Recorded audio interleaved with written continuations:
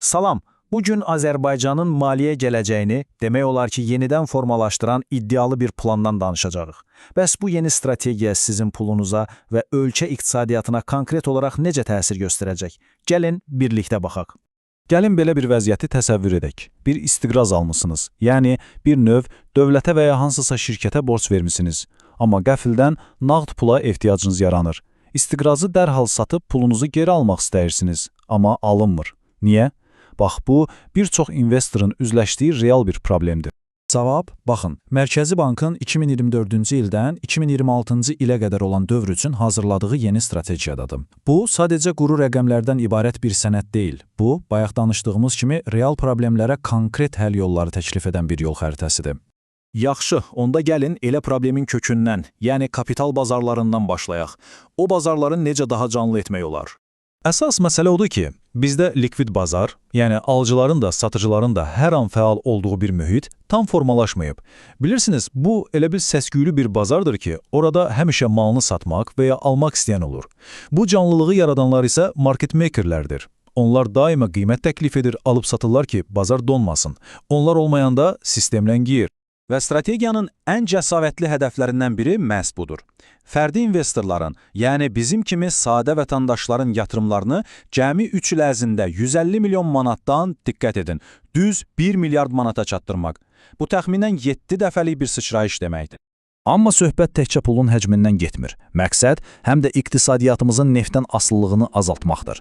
Yəni, kapital bazarları ölkənin qeyri-neft sektorunda daha böyük paya sahib olmalıdır ki, yerli bizneslərdən məhz bu bazarlar hesabına böyüyə bilsin. Yaxşı, bəs bu canlı bazarı necə yaratmaq olar? Baxın, plan 3 konkret addım təklif edir. Birincisi, bazarda daimi alış-verişi təmin edən o market makerləri gücləndirmək. İkincisi, bankların bir-birinə qısa müddətə borc alıb verməsini asanlaşdıran repo əməliyyatlarını artırmaq və nəhayət üçüncüsü, pensiya fondları kimi böyük, yəni institusional investorları bazara cəlb etmək ki, bazarda sabitlik artsın. İndi isə gəlin başqa vacib sahələrə keçək. Sığorta və bankçılıq. Çünki bu sahələrdə hər şey bir açar sözün üzərində qurulub. Etimad. Baxın, hazırda hər 3 nəfərdən deyək ki, ikisi sığortaya etimad edir. Hədəf isə bu rəqəmi 80%-ə qaldırmaqdır. Yəni, tezliklə hər 5 nəfərdən 4-ü bu sektora güvənsin. Bu, daha çox insanın öz gələcəyini qorumağa hazır olması deməkdir.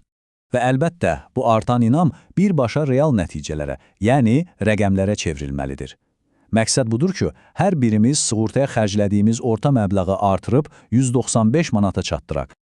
Bank sektorunda isə diqqət birbaşa iqtisadiyyatın motoru olan bizneslərə yönəlib. Hədəf nədir? Biznes kreditlərinin ümumi həcmini 16,5 milyard manata çatdırmaq. Bu, o deməkdir ki, daha çox sahibkar öz işini qurmaq və ya böyütmək üçün real maliyyə dəstəyi ala biləcək. Strategiya gündəlik həyatımıza da toxunur. Məsələn, ödənişlərimizə. İstiqamət tamamilə aydındır. Daha rəqəmsal və nağdsız bir cəmiyyətə doğru gedirik. Bu dəyişikliyin miqyasını anlamaq üçün bircə rəqəmə baxmaq kifayətdir. Hədəf, hər bir insanın ildə orta hesabla 200 dəfə nağdsız ödəniş etməsidir. Bu, az qala hər iş günü bir dəfə kartla və ya telefonla nəsə almağımız deməkdir. Müqayisə üçün deyim ki, indi bu rəqəm təxminən 90 üstü. Yəni, söhbət indiki göstəricini 2 dəfədən də çox artırmaqdan gedir. Yaxşı, bu qədər fərqli sahə, bu qədər fərqli rəqəm, bəs bütün bunlar bir-birinə necə bağlanır? Bütün bu hədəflərin arxasındakı böyük mənzərə nədir? Bütün bu hədəflər əslində 4 böyük sütun üzərində dayanır. Söhbət təkcə texnologiyadan getmir, söhbət rəqəmsal maliyyəni hamı üçün əlçatan etməkdən, ətraf mühitə zərər verməyən dayanıqlı iqtisadiyyat qurmaqdan, bu sahədə peşəkar kadrlar yetişdirməkdən və ən əsası, hər birimizin öz pulunu daha düzgün idarə etməsi üçün maliyyə savadlılığını artırmaqdan gedir. Hədəflər çox iddialıdır, yol xəritəsi isə olduqca detallı. Bütün bunlar bizi son və düşündürücü bir suala gətirib çıxarır. Bu plan doğrudan da Azərbaycanın maliyyə mənzərəsini kökündən dəyişməyə qadirdirmi? Bu elə bir sualdır ki, onun cavabını bizə ancaq zaman verəcək. Bu vacib mövzunu bizimlə birlikdə araşdırdığınız üçün təşəkkür edirik.